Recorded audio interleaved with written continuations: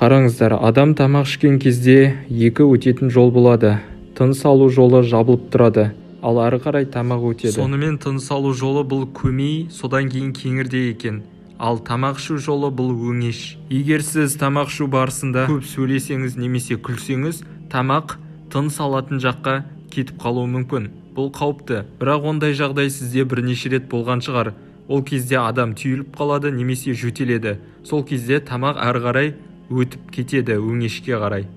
Ал кішкентай нәрестелерде өте ерекше. Олар тыныс алып та, тамақ ішіп те екеуін бірге жасай алады екен. Шынымен де бұл сәби үшін қауіпсіз, бірақ ол өсе келе өзгереді.